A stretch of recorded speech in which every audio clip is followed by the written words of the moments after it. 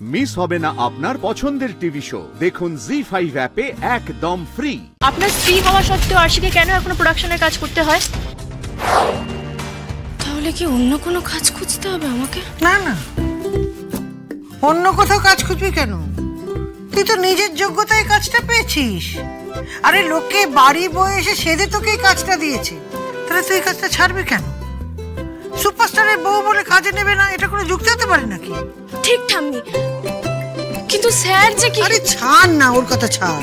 দরকার পড়লে গোটা দুনিয়ার সঙ্গে লড়ে যাবি তুই। ঠিক ঠাম্মি, প্রপার কারণ না দেখি ওরা আমাকে কাজ থেকে কিছুতেই বের করে দিতে পারে না। আমি আবার যাব স্টুডিওতে। আমার পরিচয়টা আমার অপরাধ হতে পারে না। আমাকে কেন ওরা কাজে নিচ্ছে না তার উপযুক্ত জবাব ওদের দিতেই হবে, তাও লিখিত।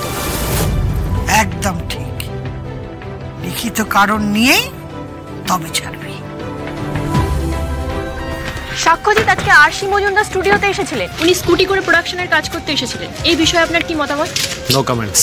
আপনার স্ত্রী হওয়া সত্ত্বেও আরশিকে কেন এখনো প্রোডাকশনের কাজ করতে হয়? এই উত্তর না দিয়ে এড়িয়ে গেলে কিন্তু চলবে না সাক্ষ্যজিৎ। এটা আপনার দর্শকদের প্রশ্ন, সবার প্রশ্ন। আপনার স্ত্রী হওয়া সত্ত্বেও আপনি কি ওর ভরণ পোষণের দায়িত্ব নেননি? স্বামী হিসাবে আপনার দায়িত্ব পালন করতে কি আপনি ব্যর্থ? আচ্ছা, এর পেছনে ঠিক কি কারণ লুকিয়ে রয়েছে? আরে বললাম তো নো কমেন্টস। এই কি ব্যাপারটা কি?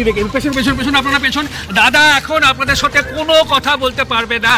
দাদা একটু পরেই ফ্লোরে যাচ্ছে, আপনারা প্লিজ একটু কোঅপারেট করুন। এখন কেউ কোনো প্রশ্ন করবেন না, কেউ কিচ্ছু বিরক্ত করবেন না, প্লিজ প্লিজ। পেছনে যান, দাদাকে যেতে দিন। চলুন দাদা, চলুন আসুন। আরে বাবা, বৃষ্টি আসছে, এই ছাতাটা কই রে? কোথায় তোরা? ঝন্টু, ওই ঝন্টু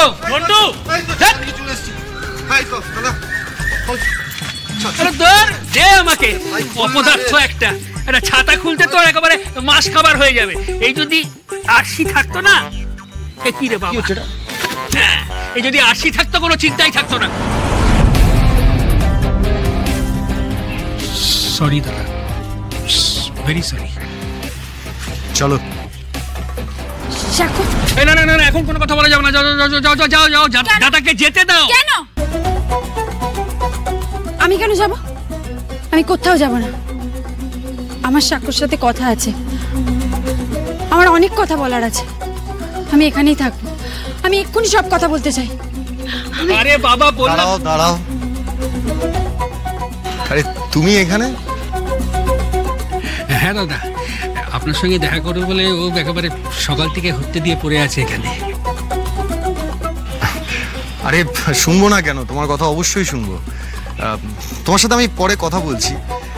আসলে অনেকটা তো দেরি হয়ে গেছে, সবাই অপেক্ষা করছে। আমি মেকআপটা রিটাচ করেই আসছি।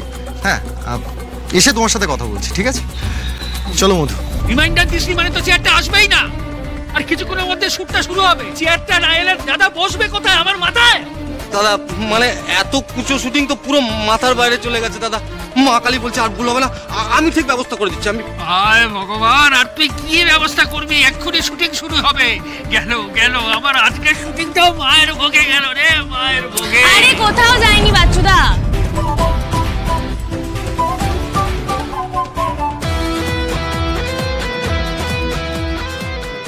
আসি, এই যে তোমাদের অ্যাড শুটের চেয়ার। জি5 ডাউনলোড করুন আর সব এপিসোড দেখুন একদম ফ্রি।